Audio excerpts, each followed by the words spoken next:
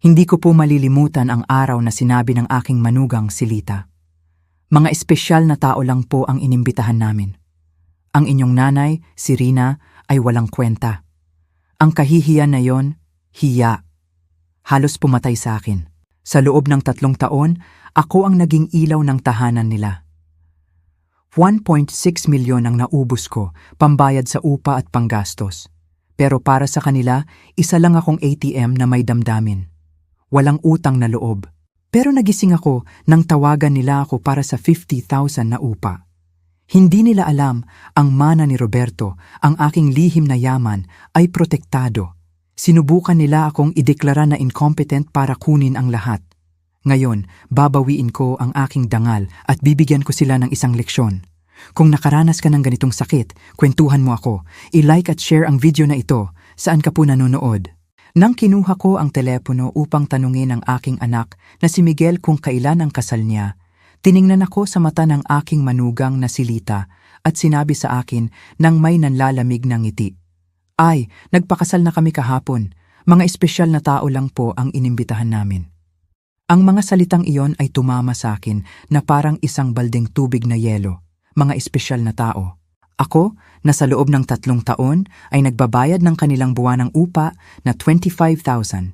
Bumili ng bawat piraso ng muebles sa kanilang bahay at pinuno ang kanilang refrigerator kapag wala silang makain. Hindi ako isang espesyal na tao. Nakatayo ako roon sa sala ng sarili kong bahay, hawak ang telepono na para bang tumitimbang ito ng 1,000 libra habang iniiwas ni Miguel ang tingin niya at si Lita naman ay nagpakakomportable sa sopa na binili ko para sa kanila. Ang maputlang kulay rosas na damit na pinili ko para sa kasal niya ay nakabitin lang ng walang silbi sa aking aparador, kasama ang bago kong sapatos at ang ilusyon na magiging bahagi ako ng pinakamahalagang araw sa buhay ng kaisa-isa kong anak. Gumastos ako ng 10,000 para sa damit na yon. Iniisip kung gaano ako kaganda titingnan sa mga larawan sa kasal ni Miguel, mga larawan na hindi ko kailanman mapupuntahan. Sa loob ng ilang linggo, pinlano ko ang bawat detalye. Nagtabi ako ng pera para bigyan sila ng 50,000 bilang regalo sa kasal. Tinawagan ko ang aking kapatid na si Diwata sa Chicago para ibalita ang magandang balita. Nilinis ko ang aking bahay mula sa itaas hanggang sa ibaba. Iniisip na baka dumating sila upang magdiwang kasama ako pagkatapos ng seremonya. Lahat ng iyon ay gumuho sa 1 segundo sa 4 na salitang iyon na may lason. Mga espesyal na tao lang. Sa wakas ay tiningnan ako ni Miguel at sinabi sa boses na parang inensayo, "Ma, pribado lang po, napakaliit, kami lang 2 at ang mga saksi." Ngunit alam kong kasinungalingan iyon. Nakita ko ang mga larawan sa social media. Nakita ko ang mga magulang ni Lita na buong pagmamalaking nakapost sa tabi ng bagong kasal. Nakita ko ang kanyang mga kapatid na nagiinom ng champagne. Nakita ko ang puting damit ni Lita na tinulungan kong punduhan sa 40,000 na ibinigay ko sa kanya noong nakaraang buwan para sa kanyang personal na gastos. Nakita ko ang lahat ng hindi ko dapat makita. Pagkalipas ng 1 linggo, eksaktong 7 araw pagkatapos ng kahihiyang iyon, tumawag sa akin si Lita na may ganap na ibang boses. Hindi na siya ang kumpiyansang babae na nagbukod sa akin sa kanyang kasal. Ngayon, nagmamakaawa siya, halos desperada. "Rina," sabi niya, "lagpas na sa takdang araw ang upa. Pinipilit kami ng may-ari ng bahay at sinabing, kapag hindi namin binayaran ngayong linggo, palalayasin kami. Nakalimutan ninyo po bang i-transfer ang pera?" Medyo nanginginig ang boses niya na para bang magwawakas na ang mundo. Nanahimik ako ng ilang segundo. Inaalala ang lahat ng pagkakataong tumakbo ako sa bangko para gawin ang transfer. Lahat ng pagkakataong kinansela ko ang sarili kong mga plano para siguraduhin na may bubong sila sa kanilang ulo. Lahat ng pagkakataong kumain ako ng kanin at sardinas para lang mabigyan sila ng pera para sa kanilang mga luho. At ngayon, pagkatapos nila akong itaboy sa pinakamahalagang sandali ng kanilang buhay, may kapalit pa silang tumawag sa akin na parang walang nangyari. "Lita," sabi ko nang may kapayapaan na ikinagulat ko, "hindi ba't binalaan kita na mga espesyal na tao lang ang tinutulungan ko?" Napakalalim ng katahimikan sa kabilang linya, kaya narinig ko ang tibok ng sarili kong puso. Sa unang pagkakataon sa loob ng maraming taon, hindi ako ang nanginginig, kundi siya. Rina, hindi ko po maintindihan, utal niya. Espesyal kami sa inyo nun pa, para na po kayong pangalawang ina sa akin. Kasinungalingan. Lahat ay kasinungalingan. Nakabalot sa matamis na boses na ginagamit lang niya kapag may kailangan siya. Ang parehong boses na ginamit niya para humingi ng pera sa akin, para sa damit pangkasal, para sa honeymoon, para sa mga singsing, na tinulungan kong punduhan nang hindi ko alam na hindi ko kailanman makikita ang seremonya kung saan ipinagpalit ang mga iyon. Sa loob ng napakaraming taon, nararamdaman ko na para akong naglalakad sa eggshells, tinitimbang ang bawat salita, bawat kilos, bawat regalo, umaasang makakuha ng mumo ng pagmamahal mula sa sarili kong anak. Ako ang perpektong ina, ang mapagbigay na biyenan, ang tahimik na tagapagbigay na hindi kailanman nagprotesta kapag itinuring nila akong parang hindi nakikita. Ngunit ang parira lang iyon, mga espesyal na tao lang, ay nagising sa isang bagay sa loob ko na matagal nang natutulog. Kinukwenta ko sa aking isip kung magkano ang ginastos ko sa kanila sa loob ng 3 taong iyon. Sa pagitan ng upa, pagkain, regalo, emerhensya at kapritsyo, umabot iyon sa lampas P1 milyon. P1 milyon na kinuha ko sa aking pensyon, sa aking ipon, sa pera na iniwan ng aking yumaong asawa na si Roberto upang mabuhay ako ng aking mga huling taon ng payapa. At para saan ang lahat ng iyon? Para ituring na parang estranghero sa araw ng kasal ng sarili kong anak. Nang gabing iyon pagkatapos kong ibaba ang telepono, umupo ako sa aking kama at umiyak. Ngunit hindi iyon luha ng kalungkutan.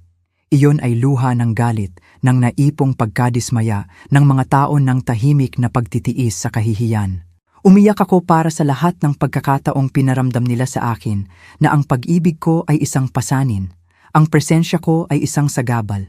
Ang pera ko ang tanging bagay na mayroon ako para ialay. Umiyak ako para sa hangal na ina na ako, para sa babaeng nawala ang sarili, sinusubukang maging kailangan sa mga taong itinuring akong hindi kailangan.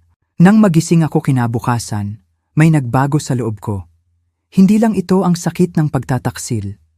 Ito ay isang bagay na mas malalim, mas malamig. Tumayo ako at tiningnan ang sarili ko sa salamin ng banyo. Ang parehong pagod na mga mata tulad ng dati, ang parehong mga kunot na nagsasabi ng mga kwento ng mga taon ng pagbibigay ng pag-ibig ng walang kapalit. Ngunit may iba pa sa aking tingin, isang tigas na hindi ko nakilala, isang determinasyon na nakabaon sa ilalim ng mga taon ng pagsunod.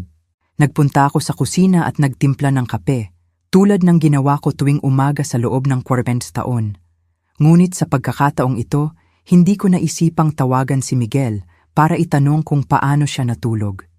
Hindi ko tiningnan ang aking telepono sa pag-asa ng mensahe mula sa kanya na humihingi ng tawad para sa kahihiyan noong nakaraang araw.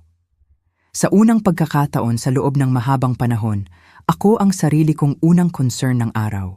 Umupo ako sa mesa kung saan madalas akong nagplano ng mga sorpresa para sa kanila. Nagbilang ng mga bayarin para sa kanilang mga gastusin. At tahimik na umiyak kapag tinatrato nila ako ng may kawalang interes. Ngayon, ang mesang ito ay magiging saksi sa isang bagay na ganap na kakaiba. Kinuha ko ang aking checkbook, ang aking mga bank statement at nagsimulang mag-compute. Gusto kong makita sa eksaktong numero ang lawak ng sarili kong kahangalan. Ang buwan ng upa na 25,000 na pinarami ng 36 na buwan ay 900,000. Ang pagkain at mga supply na tinatayang 10,000 sa isang buwan ay isa pang 360,000. Mga regalo sa kaarawan, Pasko, anibersaryo, hindi bababa sa 150,000. Mga medikal na emerhensya ni Lita, 40,000. Ang utang sa sasakyan na hindi nila kailanman binayaran sa akin, 125,000. Ang pag-aayos ng air conditioner sa kanilang apartment, 30,000. Ang mga muweble sa sala, 60,000. P1 Cyber 665,000. Iyan ang eksaktong kabuuan ng aking pagkabukas palad. P1.6 milyon na sinayang ko mula sa mana ng aking asawa, mula sa aking pensyon, mula sa ipon na itabi ko sa barya-barya sa loob ng mga dekada ng tapat na pagtatrabaho. Lahat ng pera na iyon ay itinapon sa bintana para panatilihing komportable ang dalawang matanda na hindi man lang nagkunwari na igalang ako. Tumunog ang telepono at nakita ko ang pangalan ni Miguel sa screen. Karaniwan, titibok ang puso ko habang tumatakbo ako para sagutin, umaasa na sa wakas ay hihingi siya ng tawad at ipapaliwanag na ang lahat ay isang pagkakamali. Ngunit sa pagkakataong ito hinayaan ko itong tumunog ng 1, 2, 3 beses. Sa wakas, tumahimik ito at nagpatuloy ako sa pag-inom ng kape na para bang walang nangyari. Pagkalipas ng 10 minuto, tumunog itong muli. Sa pagkakataong ito, silita na. Hinayaan ko rin itong tumunog. Pagkatapos, dumating ang isang text mula kay Miguel. "Ma, sagutin mo po, kailangan nating mag-usap." Binura ko ang mensahe nang hindi sumasagot. 2:00 ng hapon, nagpa siya akong maglakad. Hindi ko iyon nagawa sa loob ng ilang buwan nang walang tiyak na layunin, nang walang gawaing may kaugnayan sa kanila. Ito ay laging ang bangko para sa mga transfer, ang supermarket para bilhan sila ng kailangan nila, ang botika para sa mga gamot ni Lita. Ngayon, naglakad ako dahil lang gusto ko. Naglakad ako sa parke kung saan madalas kong dinadala si Miguel noong bata pa siya. Naalala ko ang matamis na batang lalaki na yumayakap sa akin ng mahigpit at nagsasabing ako ang pinakamahusay na nanay sa mundo. Kailan siya naging lalaking ito na tinatrato ako na parang ATM na may damdamin? Kailan ko sinimulan ang pagkalito sa pag-ibig sa pera? Kailan ko sinimulan ang paniniwala na kailangan kong bilhin ang pagmamahal ng sarili kong anak? Sa bangko, kung saan madalas akong gumawa ng mga automatikong transfer, tumigil ako sa harap ng pinto. Nakita ako ng manager ng branch, si Manong Kiko, sa salamin at kumaway. Kilala ko siya sa loob ng maraming taon. Pinoproseso niya ang bawat isa sa aking mga transfer kina Miguel at Lita. Nakita niya ang aking account na nauubos buwan-buwan para punan ng kanila. Pumasok ako at naglakad ng direkta sa kanyang opisina. "Manong Kiko," sabi ko sa kanya, "kailangan kong kanselahin ang mga automatikong transfer na pinrograma ko." Tiningnan niya ako nang nagulat. Sa loob ng 3 taon, ang mga transfer na ito ay naging regular na parang pagsikat ng araw. "Sigurado po kayo, Ginang Rina? May nangyari po ba?" Ang pag-aalala niya ay totoo. Mas totoo kaysa sa anumang interes na ipinakita ni Miguel sa akin sa mga nagdaang buwan. "Ang nangyari po ay sa wakas ay binuksan ko ang aking mga mata," sagot ko. Gusto kong kanselahin ang lahat at gusto ko rin ng impormasyon kung paano protektahan ang aking mga account. Ayokong may iba pa ang magkaroon ng access sa aking pera. Habang pinoproseso ni Manong Kiko ang mga kanselasyon, hindi tumigil sa pagriring ang aking telepono. Miguel, Lita, Miguel ulit. Para bang nakagawa sila ng radar para tuklasin kung kailan nanganganib ang kanilang pinagkukunan ng kita. Pinatay ko ng tuluyan ang telepono. "Ginang Rina," sabi ni Manong Kiko habang inaabot sa akin ang mga papeles. Humihingi ako ng tawad sa pagiging mapanghimasok, ngunit sa lahat ng taong ito, nakita ko na napakabukas palad ninyo sa inyong pamilya. Sana po ay hindi kayo pinipilit na gawin ang mga pagbabagong ito. Ang kanyang mga salita ay tumama sa akin ng malalim. Ang lalaking ito, na bahagya lang akong kilala bukod sa mga transaksyon sa bangko, ay nagpakita ng mas tunay na pag-aalala para sa aking kapakanan kaysa sa sarili kong anak. Hindi po ako pinipilit, Manong Kiko. Sa kabaligtaran, sa wakas ay tumigil na akong pilitin ang sarili ko. Nang umalis ako sa bangko, kakaiba ang pakiramdam ko. Para bang nag-iwan ako ng napakalaking pasanin sa opisina na iyon. Sa unang pagkakataon sa loob ng maraming taon, ang pera ko ay ganap na akin.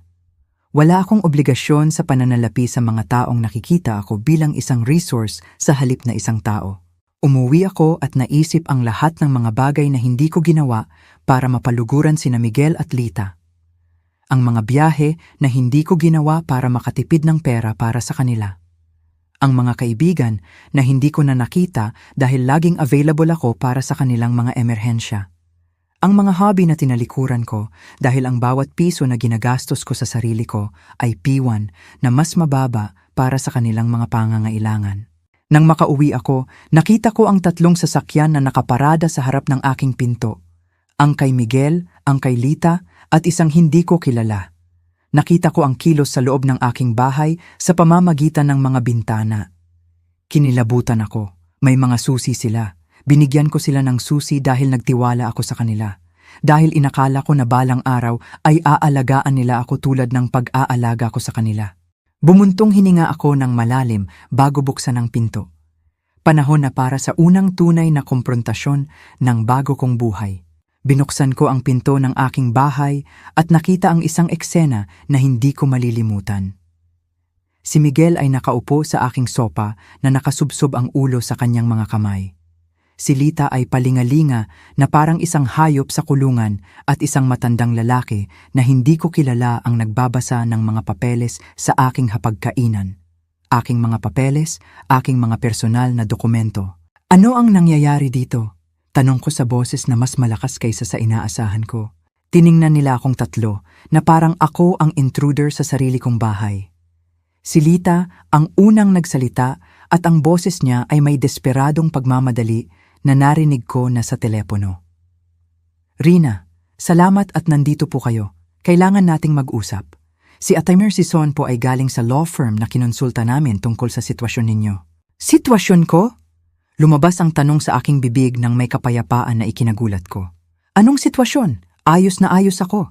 Sa wakas ay inangat ni Miguel ang kanyang ulo at tiningnan ako ng mga mata na dating pag-aari ng isang inosenteng bata at ngayon ay nagpapakita na lang ng financial panic.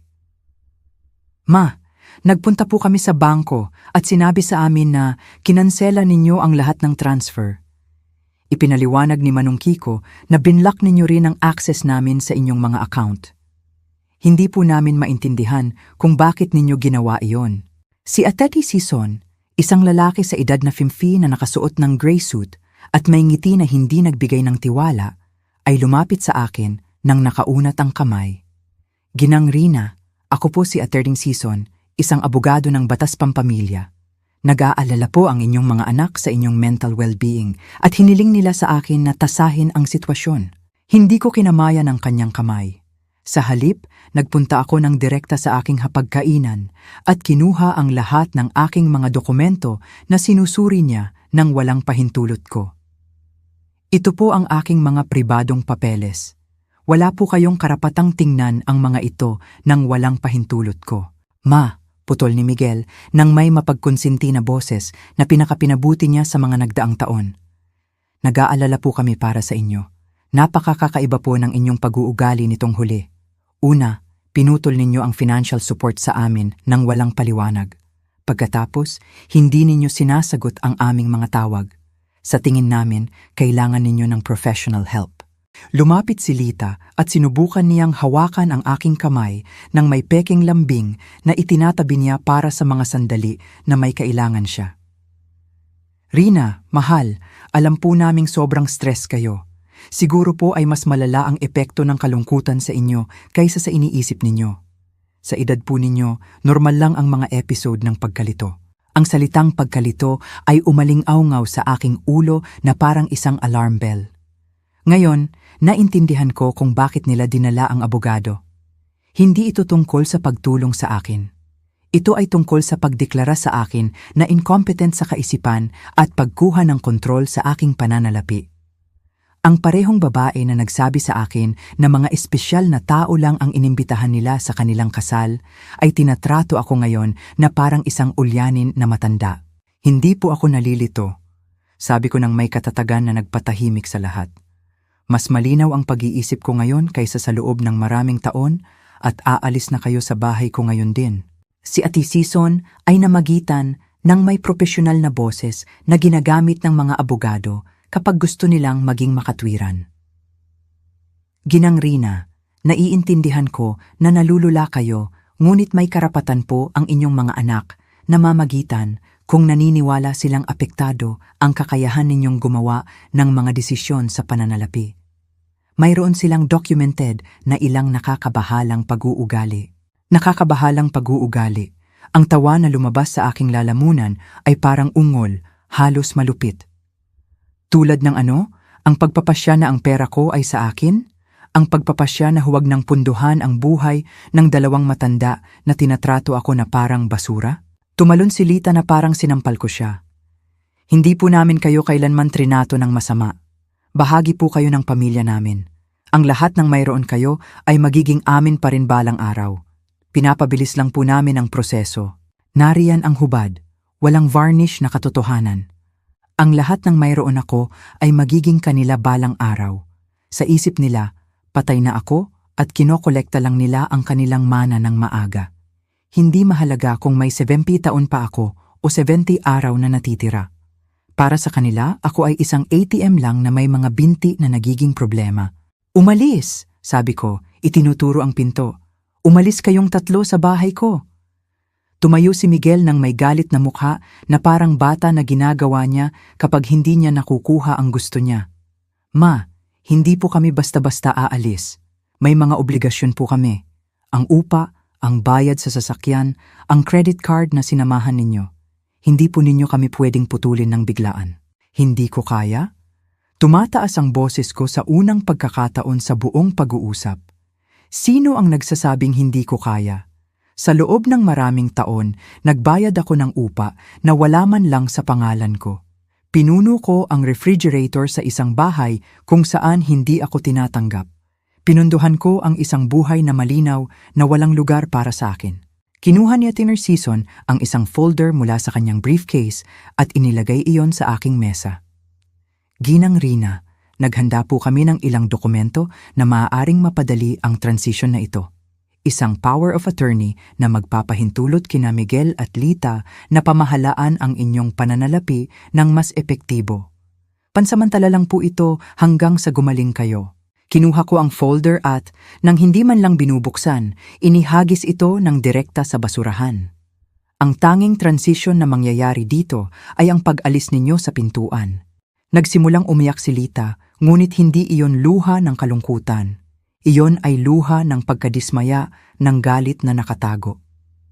Hindi po ninyo ito magagawa sa amin, Rina. Umaasa po kami sa inyo. Nagplano po kami batay sa inyong suporta. Bumili po kami ng mga bagay.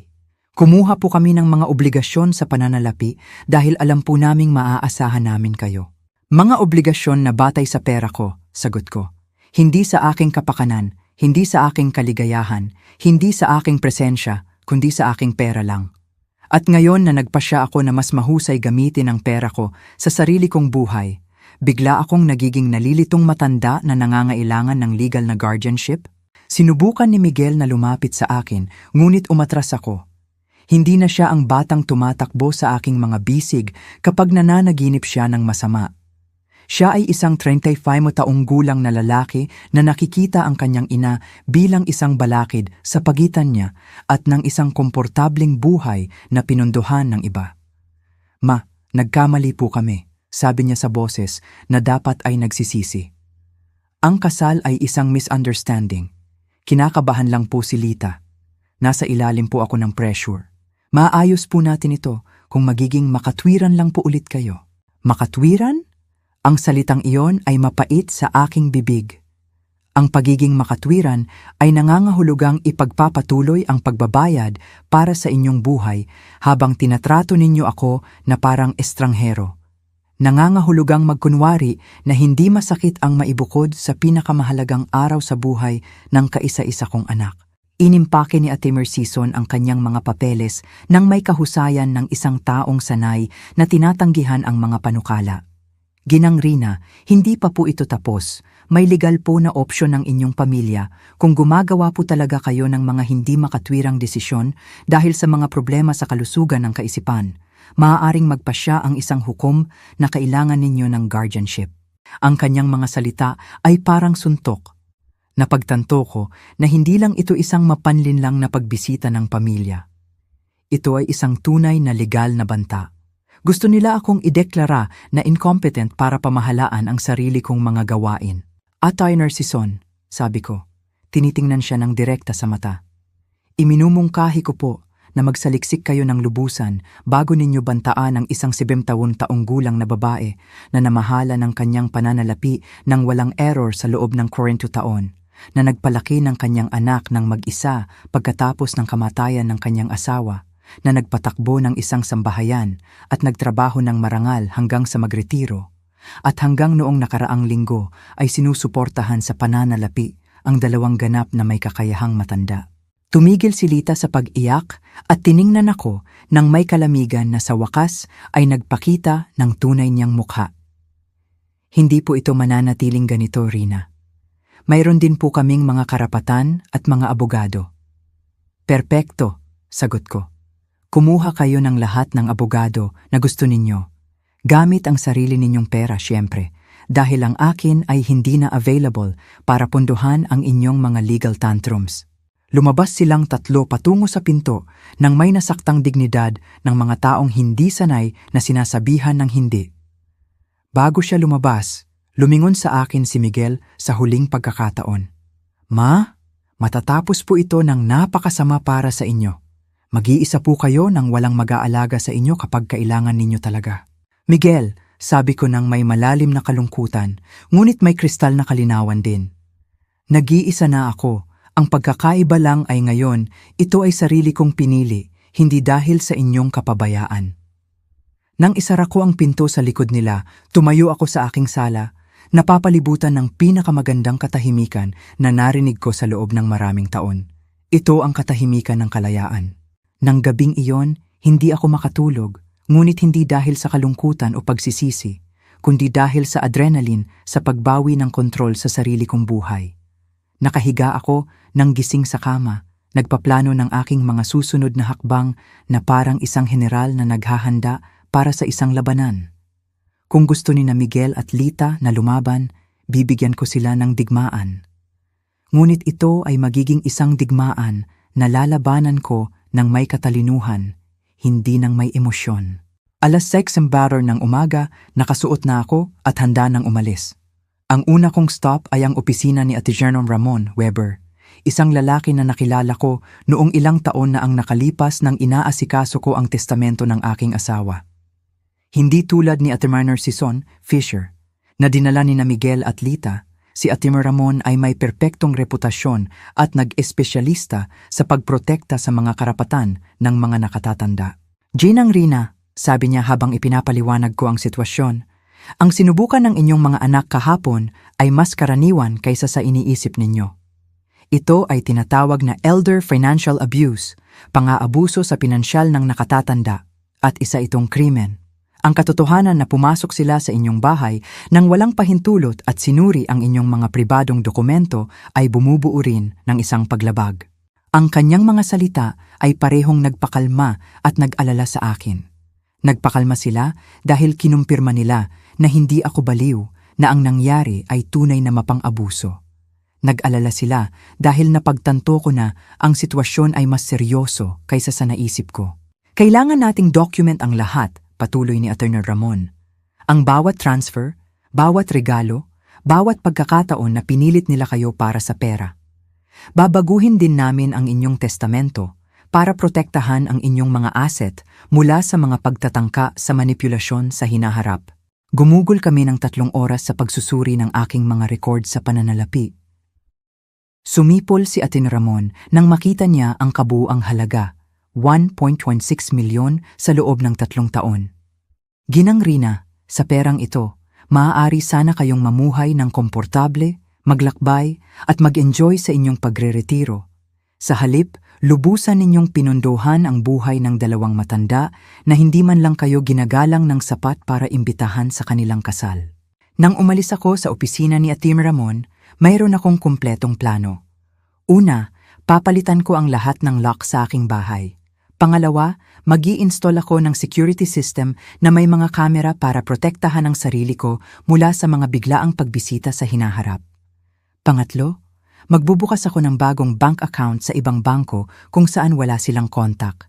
At pang-apat, sisimulan ko ang pamumuhay ng buhay na ipinagpaliban ko sa loob ng maraming taon. Ang susunod kong stop ay ang hardware store. Kilala ko ng may-ari, si Manong Ben, sa loob ng maraming taon dahil laging bumibili ako ng mga bagay para ayusin ang apartment ni na Miguel at Lita. Iba ang pagkakataong ito. Ginang Rina, anong sadya ninyo ngayon? Isa na namang emerhensya sa inyong anak? Tanong niya nang may pamilyaridad ng isang taong tahimik na nakasaksi sa aking nasayang na pagkabukas palad. Hindi, Manong Ben. Sa pagkakataong ito, para sa sarili kong bahay, kailangan kong palitan ang lahat ng lock at gusto ko ang pinakamahusay na kalidad. Tiningnan niya ako ng nagulat, ngunit hindi nagtanong. Habang pumipili ako ng mga lock, dumaan ang anak niya, si Ethan, na nag-i-install ng mga security system, Providence na kumikilos. Ethan, sabi ko sa kanya, kailangan ko ring mag-install ng mga surveillance camera, ang kumpletong system. Hindi issue ang presyo. Magsalita ka, sabi ko ng tuyo. Makinig po kayo, naiintindihan ko na galit po kayo tungkol sa kasal. Nagkamali po kami. Nag-usap na po kami ni Miguel at gusto po naming bumawi sa inyo. Kumusta po kung magkaroon tayo ng espesyal na hapunan para ipagdiwang ang kasal namin kasama kayo? Pwede po nating gawin sa bahay ninyo, magluto ng magkasama tulad ng dati. Ang manipulation sa kanyang mga salita ay napakalinaw kaya halos matawa ako. Lita, magkano eksakto ang utang ninyo sa upa? Kinumpirma ng katahimikan sa kabilang linya na tinamaan ko ang isang ugat. 2 buwan po, 150,000 lahat. Pero hindi lang po iyon ang dahilan ng tawag ko, Rina. Sobrang namimiss po namin kayo sa buhay namin. Namimiss mo ako o ang pera ko? Tanong ko ng direkta. Pareho po, sagot niya ng may nakakagulat na katapatan. Rina, hindi po ako magsisinungaling sa inyo. Opo, kailangan namin ang tulong ninyo sa pananalapi pero mahal din po namin kayo. Mahalaga po kayo sa amin. Kung napakahalaga ko, sabi ko, bakit hindi ako naging mahalaga para mapunta sa kasal mo? Bakit hindi ako naging mahalaga para makatanggap ng tawag na hindi humihingi ng pera? Kailan ang huling pagkakataon na tinawagan mo ako para lang tanungin kung kumusta ako? Isa pang katahimikan. Alam naming dalawa ang sagot, kailanman. Lita, ipapaliwanag ko lang ito sa iyo ng isang beses. Sa loob ng 3 taon, tinrato mo ako na parang isang ATM na may damdamin. Ginamit mo ako, binaliwala mo ako, hiniya mo ako. At sa wakas, ininsulto mo ako sa pinakamasamang paraan na posible. Ngayon na nauubos na ang pera, bigla mong natuklasan na mahal mo ako. Rina, pakiusap. Pinutol ko siya. Walang pakiusap, ginawa mo ang pinili mo nang magpasya ka na hindi ako espesyal para mapunta sa kasal mo. Ngayon, ginagawa ko ang sa akin. Nag-hang up ako at pinatay ng tuluyan ang telepono. Ayoko na ng anumang interruption sa araw ng aking kalayaan. Nang hapong iyon, nagpunta ako sa beauty salon na hindi ko napuntahan sa loob ng mahigit 1 taon. Lagi kong kinakansela ang aking mga appointment dahil may kailangan sina Miguel o Lita ng urgent o dahil ang pera na inilaan ko para sa sarili ko ay naging emerhensya para sa kanila. Ginang Rina, tawag ng paborito kong hairstylist, si Cynthia. Anong sorpresa? Akala ko po ay nakalimutan na ninyo kami. Hindi kita nakalimutan, Cynthia. Nakalimutan ko lang na karapat-dapat din akong ma-pamper. Binigyan ko ang sarili ko ng kumpletong treatment. Gupit, kulay, manicure, pedicure. Sa unang pagkakataon sa loob ng maraming taon, gumastos ako ng pera sa sarili ko nang hindi nakakaramdam ng pagkakasala. Habang nagtatrabaho si Cynthia sa aking buhok, ikinuwento niya sa akin ang tungkol sa kanyang buhay, sa kanyang mga anak, sa kanyang mga pangarap. Nakaka-relax na magkaroon ng isang pag-uusap na hindi umiikot sa mga pangangailangan ni na Miguel at Lita. Ang ganda ninyo po, Ginang Rina, sabi niya nang matapos siya. Pero higit pa riyan, mukha po kayong malaya. May maganda po bang nangyari? Oo, Cynthia. Sa wakas ay natuto akong magsabi ng hindi. Nang makauwi ako ng hapong iyon, may sasakyan sa harap ng aking pinto na hindi ko kilala. Bumilis ang tibok ng puso ko sandali, iniisip na baka bumalik sina Miguel at Lita nang may kasama, ngunit habang lumalapit ako, nakita ko ang isang matandang babae na nakaupo sa mga hagdanan ng aking beranda. Ginang Rina? Tanong niya habang bumababa ako sa sasakyan. Oo, ako iyon. Matutulungan ko po ba kayo? Ako po si Aling Elenita, Eleanor Brooks. Nakatira po ako sa tabi. Matagal na tayong magkapitbahay, ngunit hindi pa tayo nagkaroon ng pagkakataon na mag-usap. Kahapon, nakarinig ako ng napakalakas na boses sa bahay ninyo at nag-alala ako. Ayos lang po ba ang lahat? Ang kanyang tapat na pag-aalala ay tumama sa akin ng malalim. narito ang isang estranghero na nagpakita ng mas maraming interes sa aking kapakanan kaysa sa sarili kong anak. Tuloy po kayo, Aling Elenita. Magtitimpla po ako sa inyo ng kape at ikukwento ko po sa inyo ang isang kwento na hindi ninyo paniniwalaan. Habang gumagawa ako ng kape, ikinuwento ko sa kanya ang buong sitwasyon. Nakinig si Aling Elenita nang hindi namamagitan, tumatango paminsan-minsan. At nang matapos ko ang aking kwento, ang kanyang mga mata ay napuno ng luha. "Ginang Rina," sabi niya, "tama po ang ginawa ninyo. Dumaan po ako sa parehong sitwasyon sa aking anak na babae, 5 taon na ang nakalipas. Inakala ko rin na tungkulin ko na punduhan ang kanyang buhay bilang isang matanda. Naniwala rin po ako na hindi nila ako mamahalin kung hindi ako magbibigay ng pera. Anong nangyari? Pinutol ko po ang pera nang napagtanto ko na tumatawag lang sila sa akin kapag may kailangan sila. Sa una, napakatindi. Binantaan po nila ako. Emosyonal na binlockmail, sinubukan na iparamdam sa akin ang pagkakasala. Ngunit pagkatapos ng 6 na buwan, tumawag ang aking anak na babae para humingi ng tawad ng tapat. Ngayon, meron kaming tunay na relasyon na batay sa pag-ibig, hindi sa pera. Ang kanyang mga salita ay nagbigay sa akin ng pag-asa at kinumpirma na ginawa ko ang tamang desisyon. Sa tingin po ba ninyo ay maiintindihan ni na Miguel at Lita iyon balang araw? Maaaring oo, maaaring hindi, sagot niya ng tapat. Ngunit hindi na po iyon ang inyong responsibilidad, Ginang Rina. Ang responsibilidad po ninyo ngayon ay ang mamuhay ng sarili ninyong buhay. Nang gabing iyon, sa unang pagkakataon sa loob ng 3 taon, natulog ako nang hindi nag-aalala kung may pera sina Miguel at Lita para sa upa, para sa pagkain, para sa kanilang mga kapritsyo. Natulog ako na iniisip ang sarili ko, ang aking mga plano, ang aking hinaharap, at natulog ako ng mas mahusay kaysa sa loob ng maraming taon. Kinabukasan, dumating sina Ethan at Manong Ben ng 8 ng umaga para palitan ang mga lock at i-install ang security system. Habang nagtatrabaho sila, hindi tumigil sa pag-ring ang aking telepono mula sa mga hindi kilalang numero. Sinusubukan pa rin ni Lita na makipag-ugnayan sa akin mula sa iba't ibang telepono, ngunit nakabuo ako ng bagong kasanayan. Ganap na pagbaliwala sa mga tawag na hindi nakakabuti sa akin. "Ginang Rina," sabi ni Ethan habang nag-i-install siya ng mga kamera. "Ang system na ito ay magbibigay sa inyo ng ganap na kapayapaan ng isip. Makikita po ninyo mula sa inyong telepono kung sino ang dumarating sa inyong bahay kahit wala kayo rito. At kung may pumasok ng walang pahintulot, isang alert ang automatikong ipinapadala sa pulisya." Hindi nakaligtaan sa akin ang irony. Nag-i-install ako ng security system para protektahan ang sarili ko mula sa sarili kong anak, ngunit hindi ito masakit tulad ng dati. Ito ay isang simpleng praktikal na hakbang para mapanatili ang bago kong kapayapaan. Habang nagtatrabaho sila, nagpasya akong gawin ang isang bagay na ipinagpaliban ko sa loob ng maraming taon. Tawagan ang aking kapatid na si Diwata sa Chicago.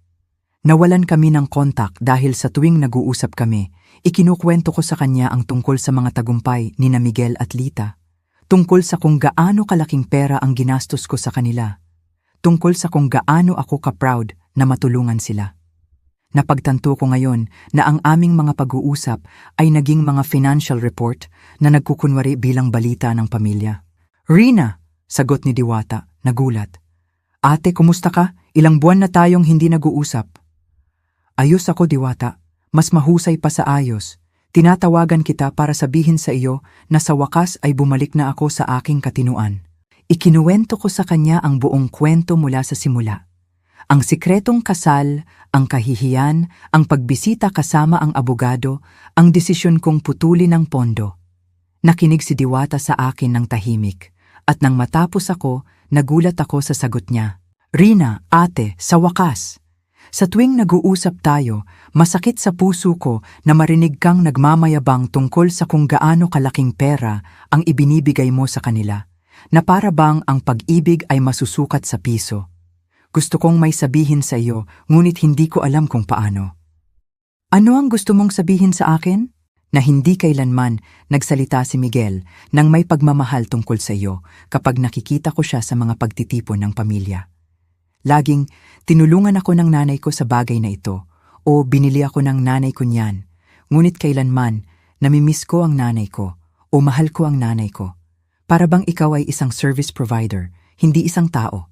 Ang kanyang mga salita ay masakit, ngunit ito ay isang kinakailangang sakit.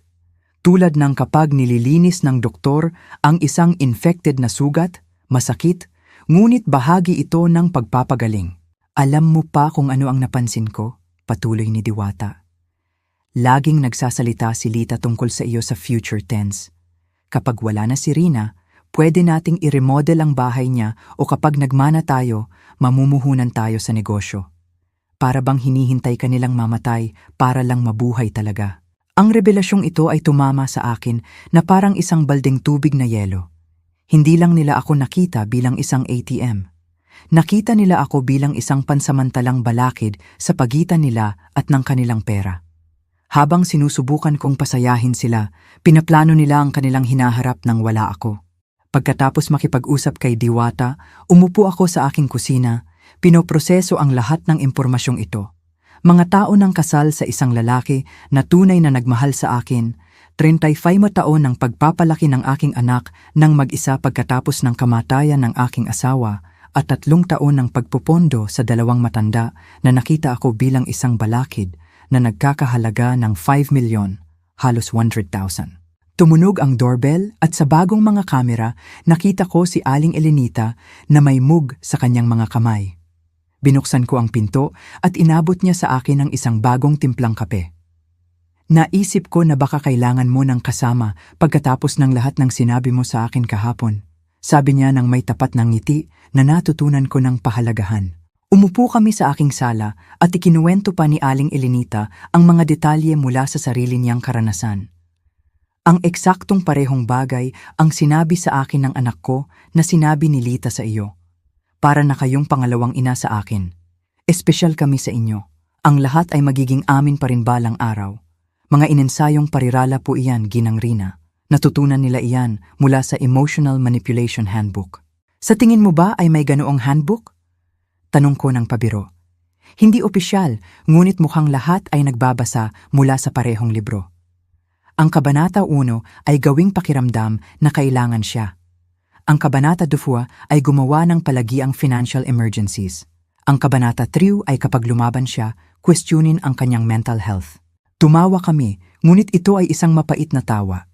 Ito ay parehong nakakatawa at trahedya na makilala ang ganoong mga predictable na patterns sa pag-uugali ng sarili naming mga anak. Naramdaman mo ba kailanman ang pagkakasala sa pagputol ng pera? Tanong ko kay Aling Elenita. Araw-araw sa loob ng unang 3 buwan, sagot niya ng tapat. Ngunit pagkatapos, sinimulan kong makita ang mga resulta. Kailangang kumuha ng pangalawang trabaho ang anak ko. Ang asawa niya ay tumigil sa paglalaro ng golf tuwing weekend at nagsimulang maghanap ng dagdag na trabaho. Natuto silang mamuhay ayon sa kanilang kakayahan. At ang mas mahalaga, natuto sila na ako ay isang tao, hindi isang resource.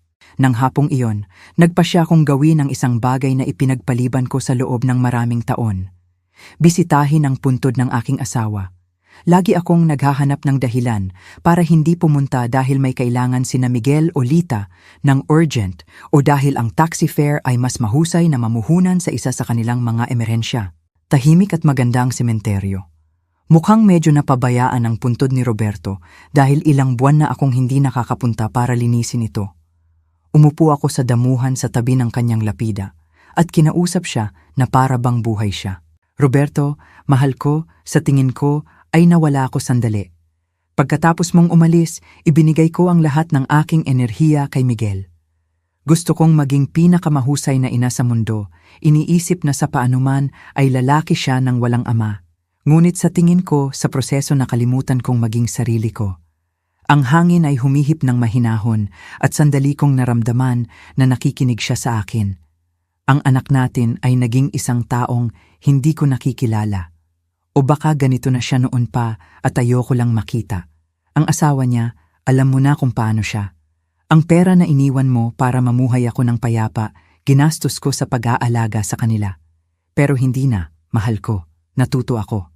Nilinis ko ang kanyang puntod, pinalitan ang mga tuyong bulaklak ng mga bago, at nanatili roon sa loob ng isa pang oras, nag-e-enjoy lang sa kapayapaan. Sa unang pagkakataon sa loob ng maraming taon, hindi ako nagmamadali na umuwi para lutasin ang isang krisis para kina Miguel at Lita. Nang makauwi ako, may 3 sasakyan na nakaparada sa harap ng aking pinto ulit. Bumilis ang tibok ng puso ko, ngunit sa pagkakataong ito, handa ako. Ipinakita sa akin ng mga kamera na sina Miguel, Lita, at 2 pang tao na hindi ko kilala. Mukhang balisa ang lahat, nag-uusap at itinuturo ang aking bahay. Hindi ako bumaba sa sasakyan. Sa halip, tinawagan ko si Attorney Ramon, ang aking abogado. Attorney Ramon, nandito po sila sa bahay ko ulit. Sa pagkakataong ito, nagdala sila ng mas maraming tao. Ano po ang dapat kong gawin? Huwag po kayong bumaba sa sasakyan, Ginang Rina. Darating po ako kaagad at tatawagin ko po ang pulisya. Pagkatapos ng ating pag-uusap kahapon, humiling po ako ng pansamantalang restraining order. Hindi po sila pinapayagang pumunta sa inyong ari-arian. Pagkalipas ng ilang minuto, dumating si Attorney Ramon at 2 sasakyan ng pulisya. Pinanood ko ang mga pulis na nakikipag-usap kina Miguel at Lita. Nakita ko ang aking anak na galit na nagkikilos. Nakita ko si Lita na umiiyak ulit, ngunit sa pagkakataong ito, hindi ako naantig sa kanyang mga luha. Lumapit sa aking sasakyan ang isa sa mga pulis. Ma'am, maaari na po kayong lumabas ng ligtas. Aalis na po kaagad ang inyong mga bisita.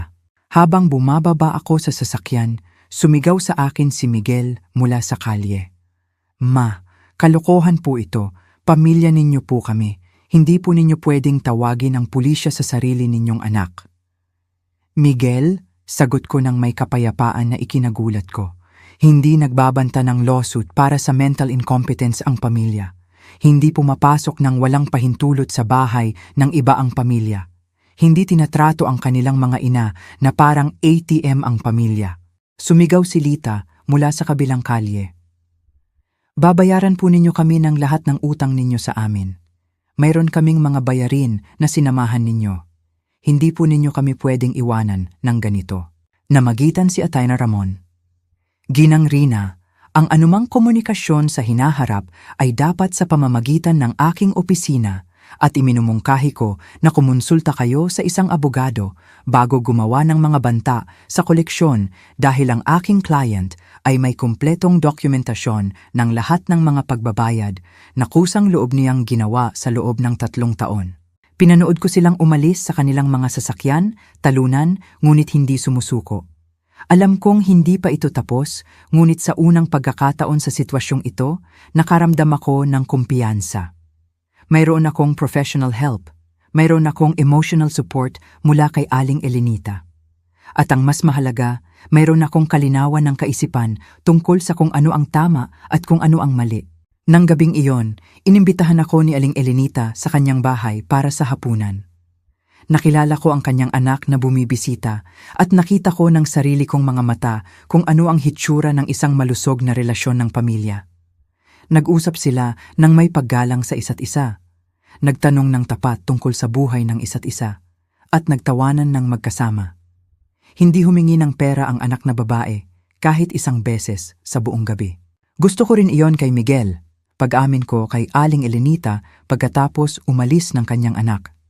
At baka makuha mo yon balang araw, sagot niya. Ngunit una, kailangan niyang matuto na ikaw ay isang tao na karapat-dapat sa paggalang, hindi lang isang pinagkukunan ng kita.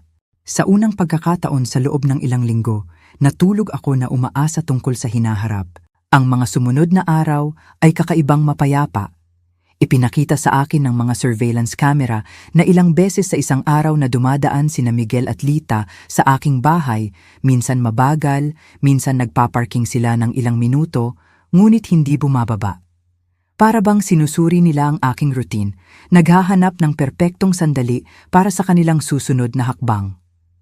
Pinayuhan ako ni Attorney Ramon na document ang bawat isa sa mga pagbisitang ito.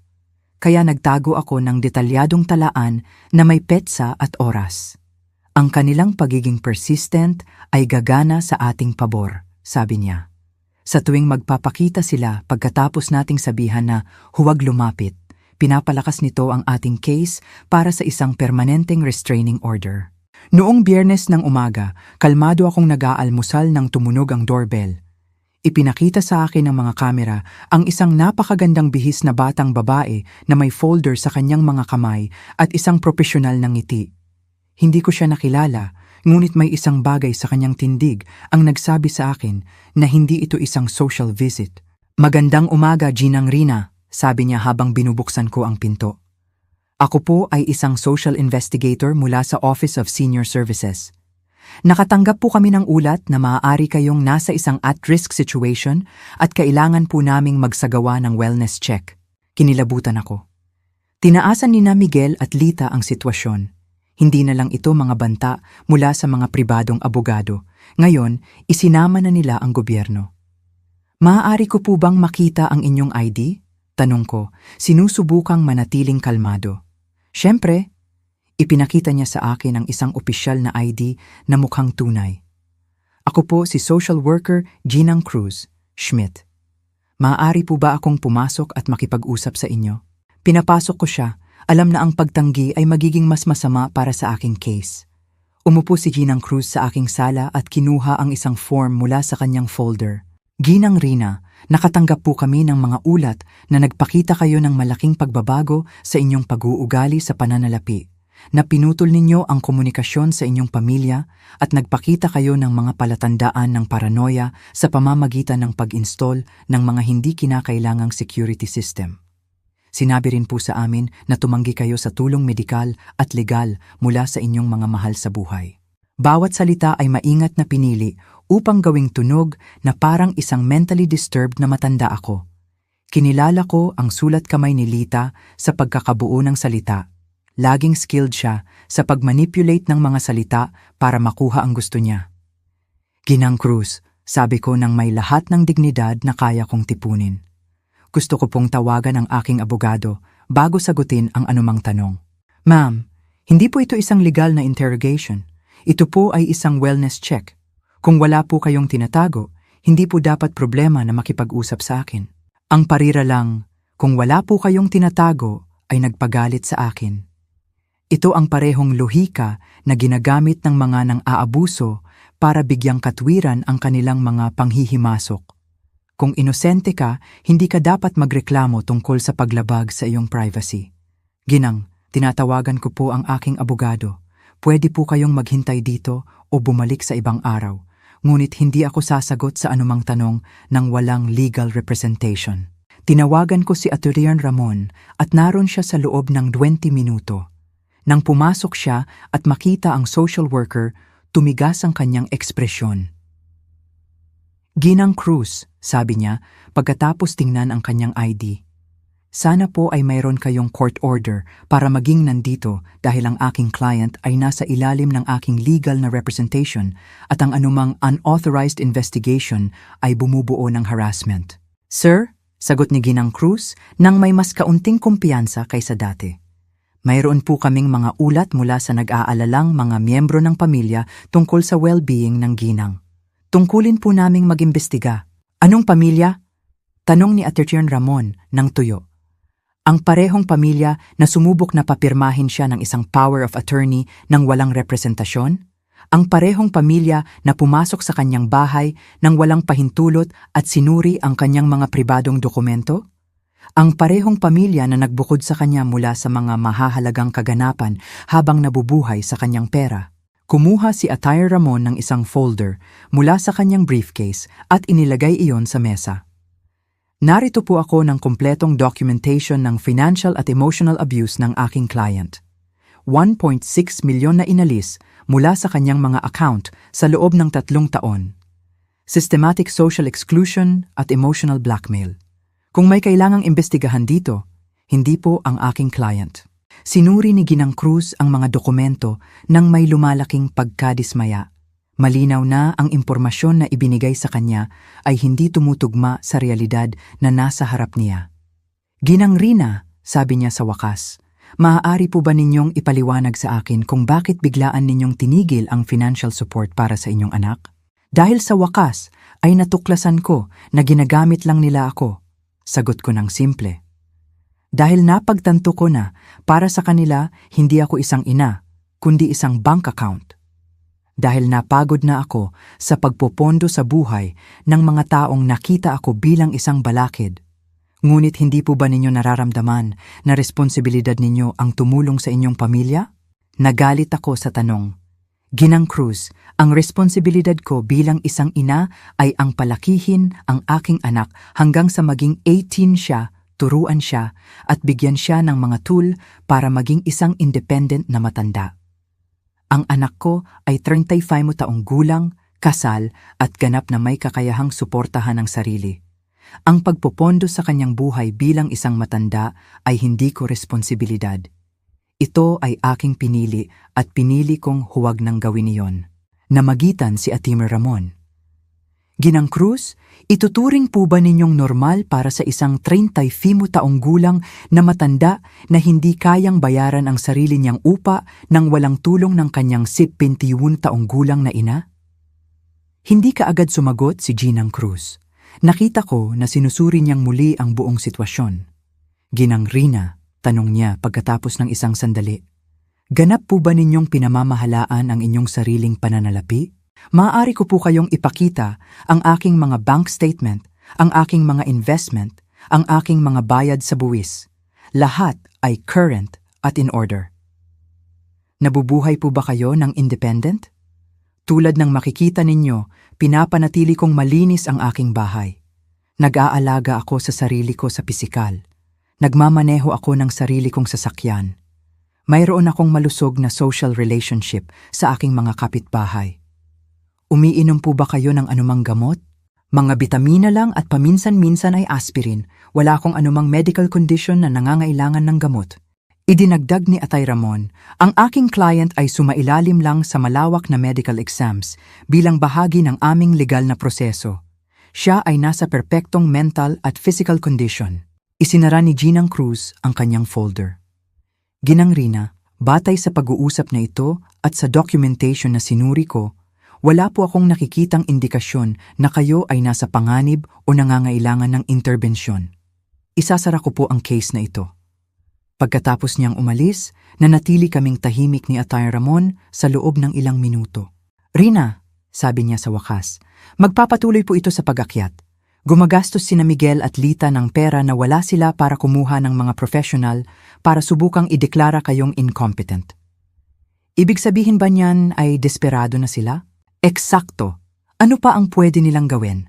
Maaari silang magsampa ng lawsuit para sa incompetence. Mahal ito at mahirap manalo. Ngunit kung makakita sila ng isang sympathetic judge at isang psychiatrist na handang tumistigo pabor sa kanila, maaari silang mabigyan ng guardian. Ang pag-iisip na iyon ay nagpatigil sa akin. Maaari nilang kontrolin ang aking pera. Maaari nilang subukan, ngunit mayroon tayong matibay na ebidensya na kayo ay ganap na competent at sila ay motivated ng kasakiman at hindi ng tunay na pag-aalala. Lalabanan po natin ito. Nang hapong iyon, tinawagan ko si Diwata para maglabas ng sama ng loob. Ate, sabi niya pagkatapos marinig ang aking kwento, napansin mo ba kung gaano kalayo ang handa nilang puntahan para sa pera? Isinasapalaran nila ang mga relasyon sa pamilya, gumagastos ng pera sa mga abogado at doktor, sinisira ang sarili nilang reputasyon, lahat para lang magkaroon ng access sa iyong bank account ulit. Ang kanyang mga salita ay nagpaisip sa akin. Ganap na ipinakita ni na Miguel at Lita ang kanilang tunay na kalikasan. Wala nang balikan. Walang posibilidad ng tunay na pagkakasundo. Para sa kanila, hindi ako kailanman naging ina o isang iginagalang na biyenan. Ako ay laging pera lang na may mga binti. Ang revelasyong ito, bagamat masakit, ay nakapagpalaya rin. Hindi ko na kailangang magtaka kung tama ang ginagawa kong desisyon. Hindi ko na kailangang makonsensya sa pagprotekta sa sarili ko.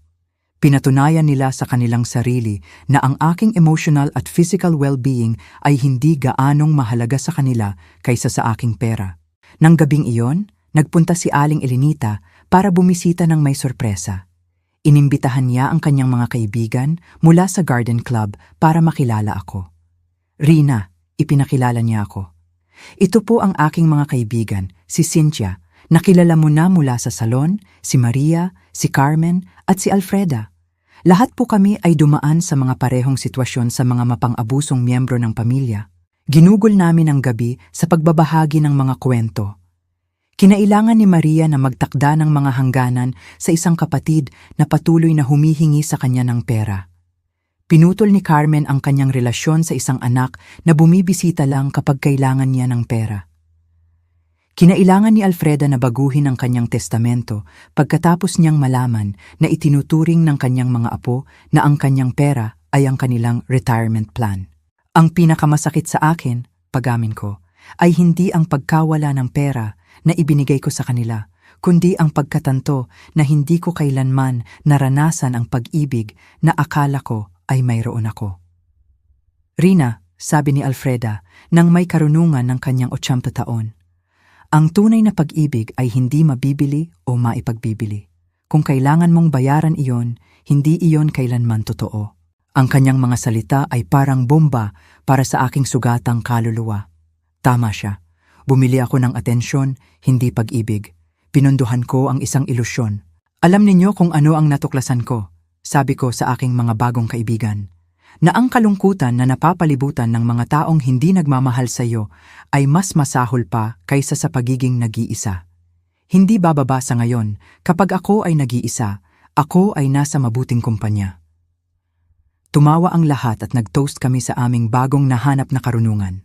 Nang gabing iyon, pagkatapos umalis ng aking mga bagong kaibigan, umupo ako sa aking hardin, nag-iisip. Ang mga bituin ay sumikat ng mas maliwanag kaysa dati o baka nakikita ko sila ng mas malinaw ang mga mata. Sa unang pagkakataon sa aking buhay bilang isang matanda, ako ay ganap na nag-iisa sa pananalapi. Wala akong pagdepende, walang obligasyon sa pananalapi sa sinuman kundi sa sarili ko. At sa halip na takutin ako, ang realidad na ito ay nagbigay sa akin ng excitement.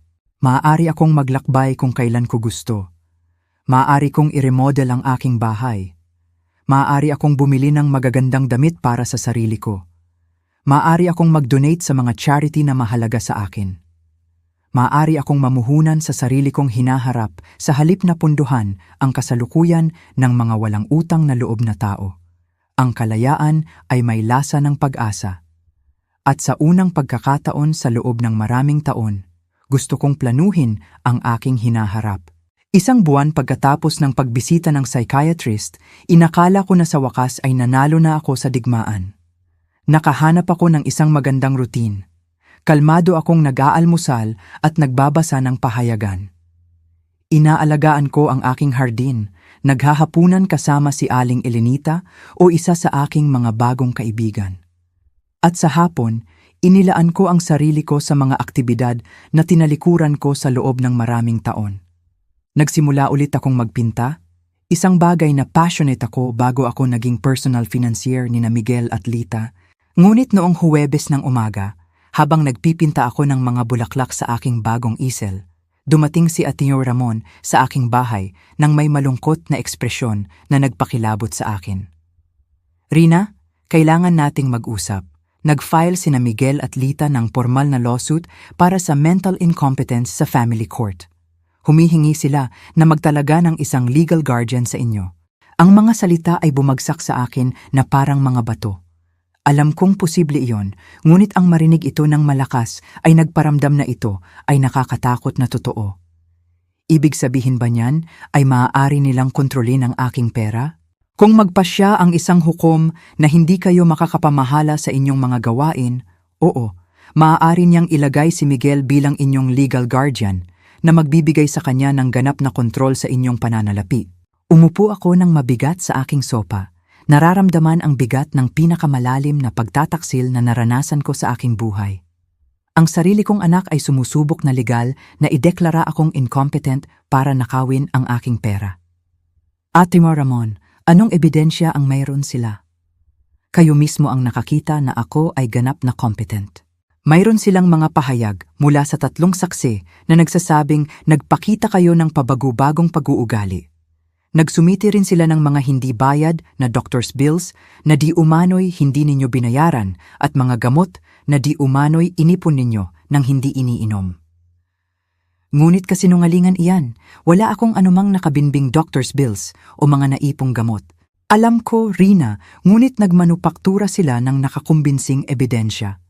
Mayroon din silang pahayag mula kay Dr. Ramos, layman, na nagsasaad na tumanggi kayong makipagtulungan sa isang psychiatric evaluation na isinasalin nila bilang patunay ng pagbaba ng kaisipan. Ang manipulation ay diabolical. Ginawa nilang patunay ng isang sakit sa kaisipan ang aking pagtanggi na sumailalim sa isang hindi kinakailangang exam. Ginamit nila ang aking likas na kakayahan na protektahan ang sarili ko mula sa kanila bilang patunay na kailangan ko ng proteksyon. Sino ang tatlong saksi? Tumingin si Attorney Ramon sa kanyang mga dokumento. Si Lita, syempre, isang kapitbahay na nagngangalang Mang Jose, Green, na nagsasabing inyong parmasyutiko at isang kapitbahay na nagngangalang Ginoong Davis, Davis. Si Ginoong Davis ay ang kapitbahay sa tapat, isang hindi ka nais-nais na lalaki na laging may problema sa akin dahil minsan ay nagpaparking ang aking mga kaibigan sa harap ng kanyang bahay. Si Mang Jose, Green, ay ang aking parmasyutiko, ngunit hindi ko maintindihan kung ano ang maaari niyang mayroon laban sa akin. Kailangan kong kausapin si Mang Jose, sabi ko kay Attorney Ramon. May hindi tama. Nagpunta kami sa parmasya ng magkasama ng hapong iyon. Nagulat at kinakabahan akong tinanggap ni Mang Jose. Ginang Rina, magandang makita kayo. Kumusta kayo, Mang Jose? Sinabi po sa akin na pumirma kayo sa isang pahayag na nagsasabing nagpapakita ako ng pabagubagong pag-uugali sa aking mga gamot, na mula ang kanyang mukha na parang kamatis. Ginang Rina, pumunta po ang inyong manugang ilang linggo na ang nakalipas at nagtanong tungkol sa inyong mga gamot. Sinabi niya na nag-aalala siya dahil kakaiba raw po ang inyong pagkilos. At ano ang sinabi mo sa kanya? Ipinaliwanag ko po sa kanya na bumibili lang kayo ng mga bitamina at paminsan-minsan ay aspirin na wala po kayong anumang regular na medical prescription, ngunit iginiit niya na ito ay patunay na hindi kayo nag-aalaga ng sapat sa inyong kalusugan. Namagitan si Attorney Ramon. Mang Jose, pumirma po ba kayo sa isang papel? Nagdala po siya ng isang dokumento na nagsasabing kinukumpirma ko na si Ginang Rina ay may irregular na pagbili ng gamot. Akala ko po ay para sa kanyang health insurance o kung ano. Hindi ko po alam na para pala sa isang lawsuit. Ang sarili kong parmasyutiko ay nalinlang para pumirma sa isang bagay na hindi niya lubos na naintindihan. Walang hangganan ang manipulasyon ni Lita. Mang Jose, sabi ko, kailangan kong magsulat kayo ng isang pahayag na nagpapaliwanag ng eksakto kung ano ang nangyari at nililinaw na wala akong problema sa mga gamot. Siyempre po, Ginang Rina, humihingi po ako ng tawad sa misunderstanding na ito. Pagkatapos ng parmasya, nagpunta kami para kumprontahin si Ginoong Davis. Nang kumatok kami sa kanyang pinto, tinanggap niya kami ng may halatang puot. Ano po ang gusto ninyo, Ginoong Davis? Sabi ni Attorney Ramon. Naiintindihan ko po na pumirma kayo sa isang pahayag tungkol sa pag-uugali ng aking client. At tama po kayo, ginawa ko. Baliw ang babaeng iyon. Kakaiba ang kanyang pagkilos sa loob ng ilang linggo. Maaari po ba kayong maging mas tiyak tungkol sa mga pag-uugali na inyong napansin? Nag-i-install ng mga kamera na parang nakatira siya sa isang war zone, laging may mga estranghero na bumibisita, sumisigaw sa kanyang pamilya sa kalye. Napagtanto ko na kinuha ni Ginoong Davis ang lahat mula sa konteksto. Ang mga kamera ay ininstall para sa proteksyon. Ang mga estranghero ay ang aking mga bagong kaibigan. Ang pagsigaw ay ako na ipinagtatanggol ang aking bahay mula sa mga panghihimasok ni na Miguel at Lita. Ginoong Davis, sabi ko, alam po ba ninyo kung bakit ako nag-install ng mga kamera? Hindi, at wala akong pakialam. Para protektahan ang sarili ko mula sa aking anak at manugang na pumasok sa aking bahay nang walang pahintulot at nagbanta sa akin. Iyan ang sasabihin ng isang baliw na tao, sagot niya ng malupit. Walang paraan para makipag-usap sa kanya.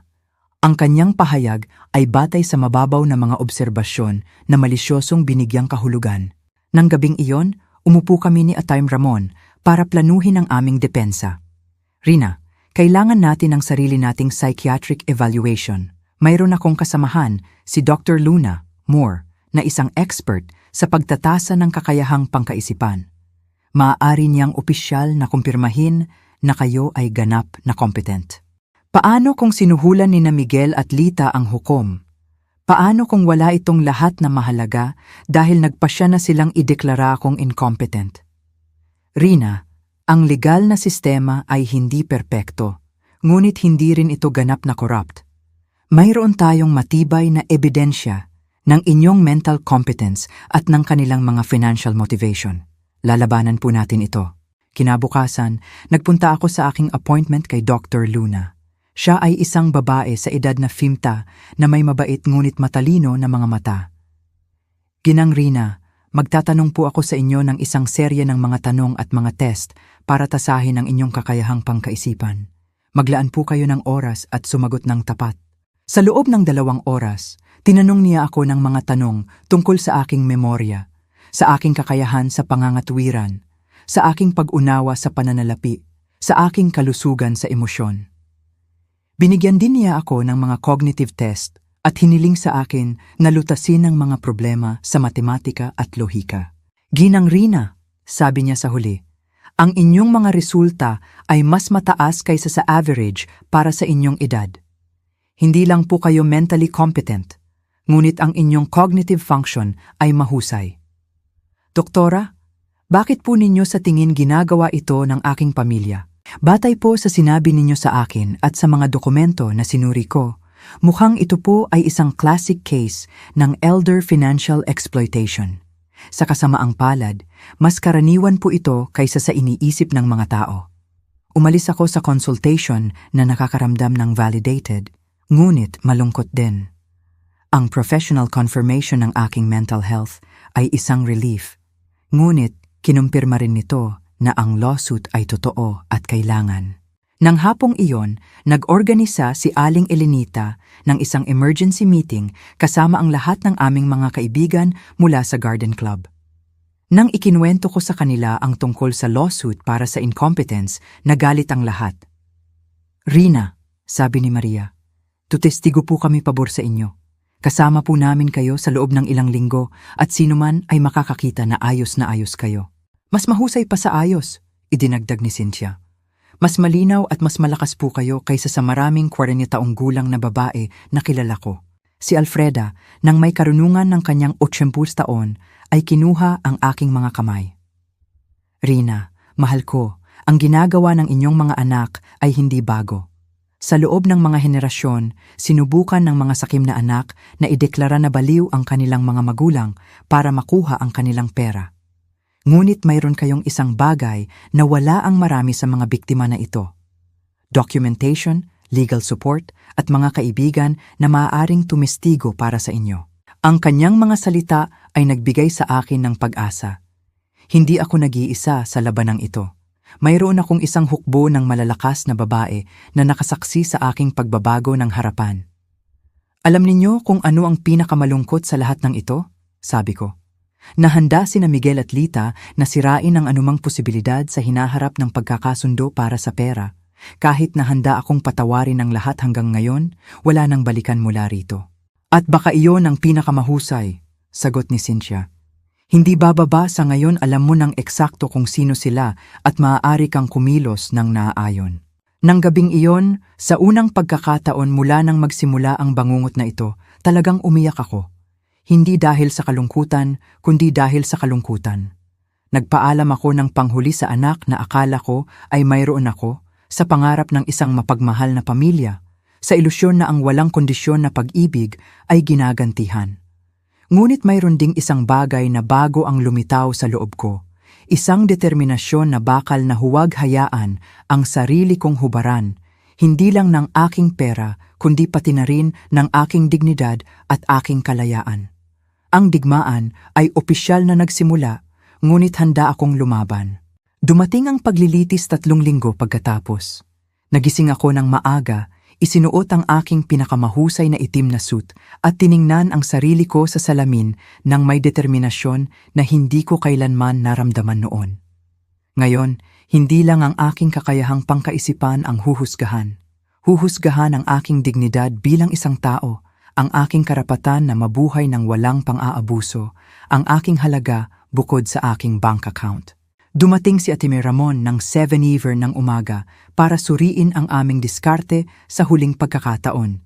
Rina, tandaan po ninyo, ang burden of proof ay nasa kanila. Kailangan nilang patunayan na kayo ay incompetent. Kailangan lang nating ipakita na hindi kayo incompetent. Paano kung biased na ang hukom? Si Hukom del Rosario Miller po ay may reputasyon sa pagiging patas. Sinaliksik ko ang kanyang mga nakaraang case at hindi siya automatikong pabor sa mga pamilya. Nakatuon po siya sa pagprotekta sa mga karapatan ng mga nakatatanda. Dumating kami sa courthouse ng 9:15 ng umaga. Sa pasilyo, nakita ko si Miguel na nakasuot ng bagong suit na malamang ay binili niya para sa okasyon at si Lita na nakasuot ng itim na parang nasa isang libing. Baka iyon ay ang libing ng aming relasyon sa pamilya.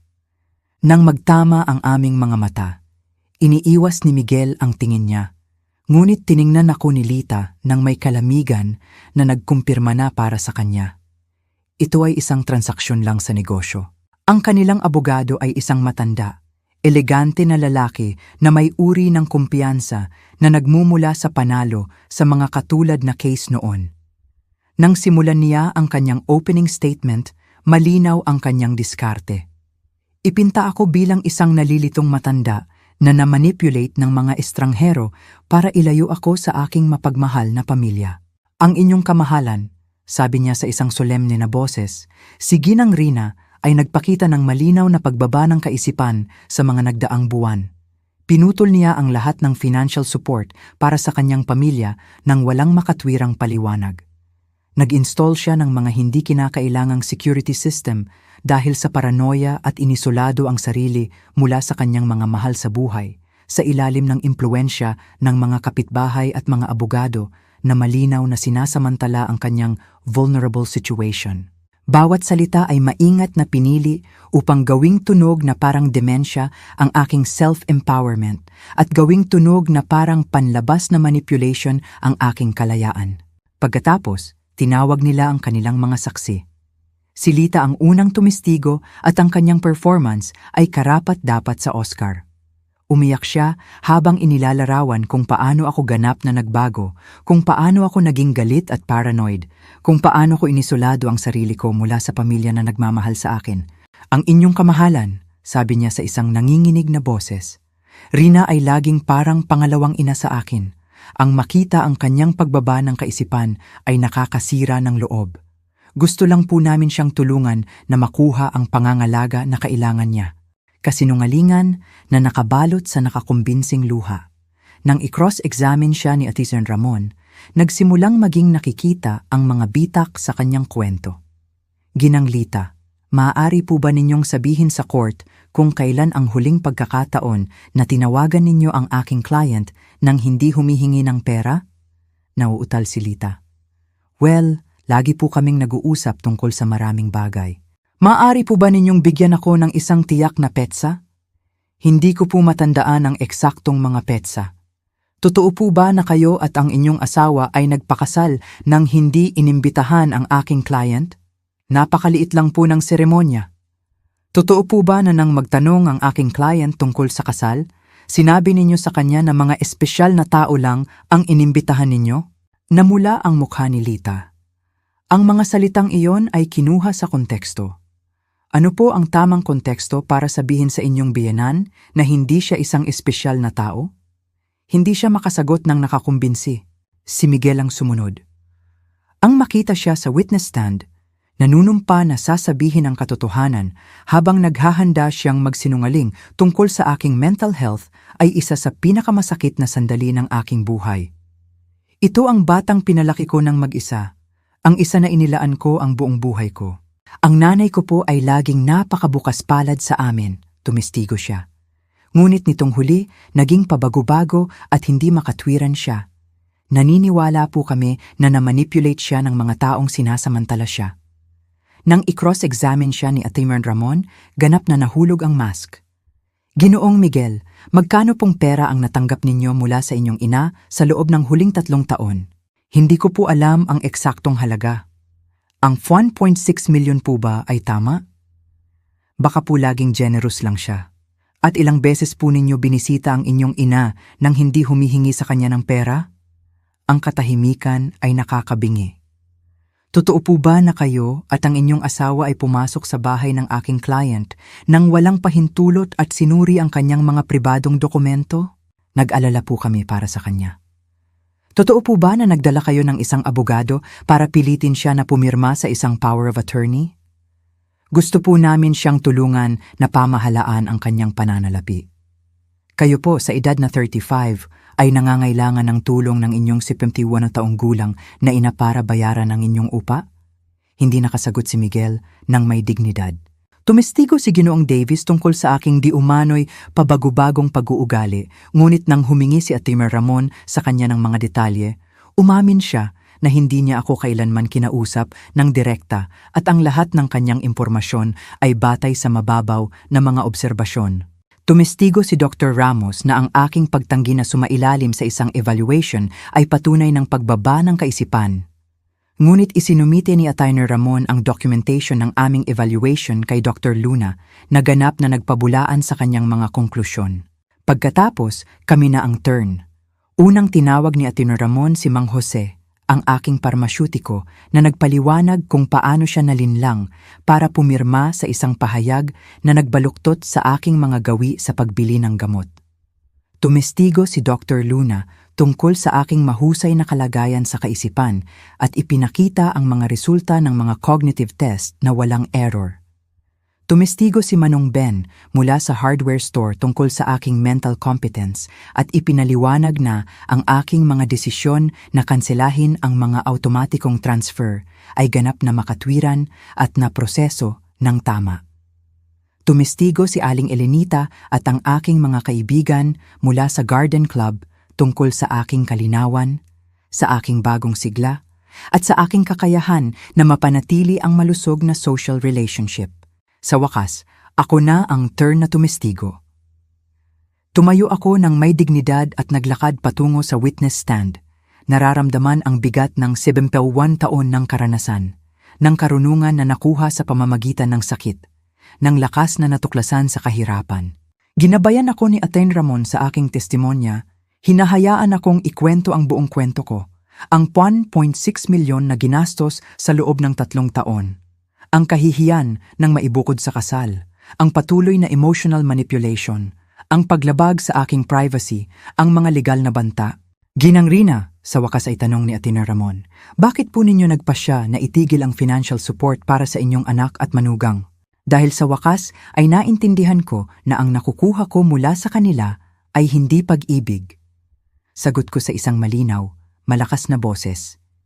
Ito ay isang commercial transaction na nagkukunwari bilang isang relasyon sa pamilya.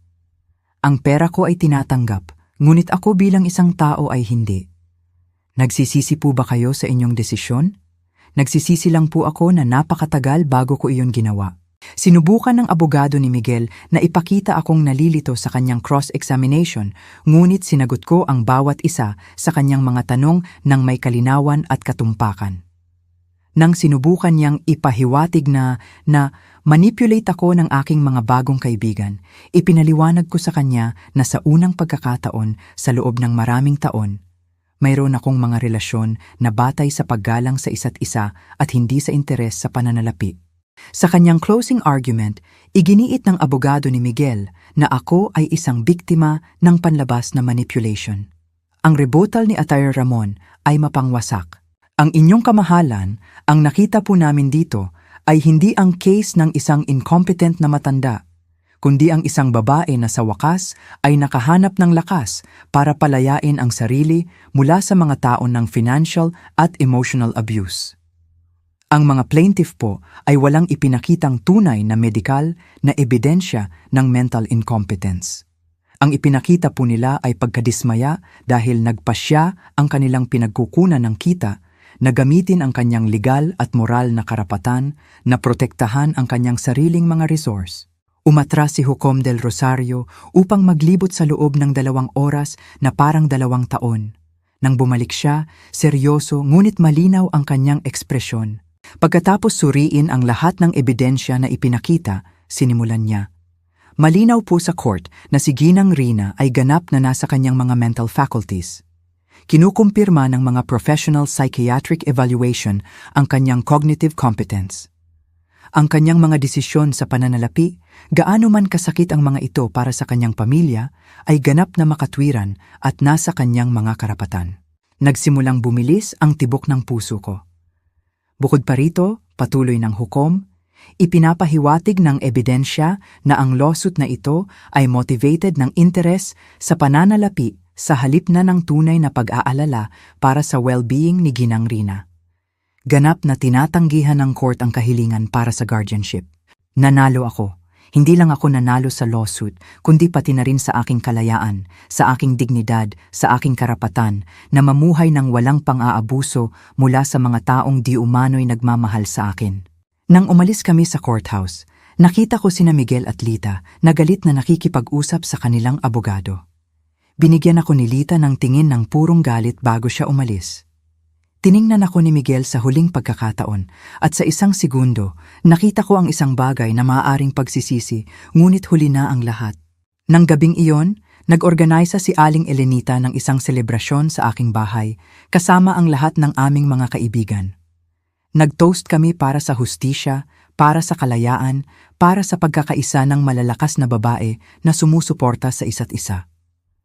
Rina, sabi sa akin ni Alfreda, ngayon, hindi lang kayo nanalo sa isang paglilitis. Binawi po ninyo ang inyong buhay. Tama siya. Sa unang pagkakataon sa loob ng maraming taon, ang hinaharap ay ganap na akin. Maaari akong maglakbay. Maaari akong magmahal. Maaari akong lumikha. Maaari akong mabuhay ng walang takot, walang pagkakasala, walang manipulation.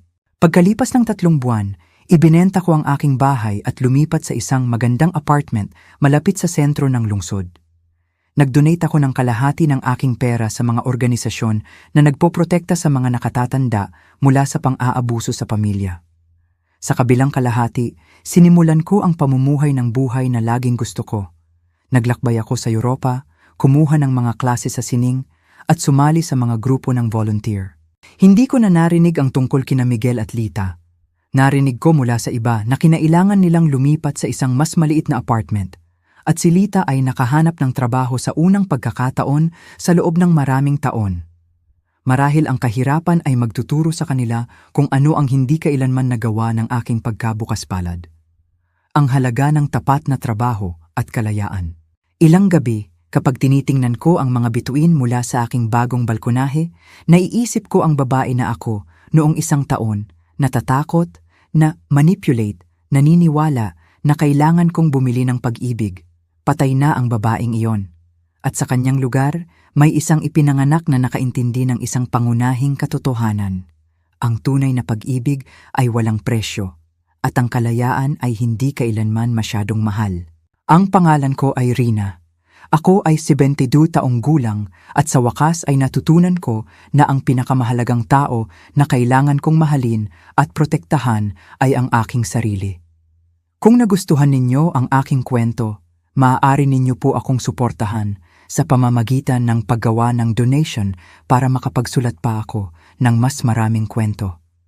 Maraming salamat po in advance. Nanalo ako mga anak, nanalo ako sa laban para sa aking dangal.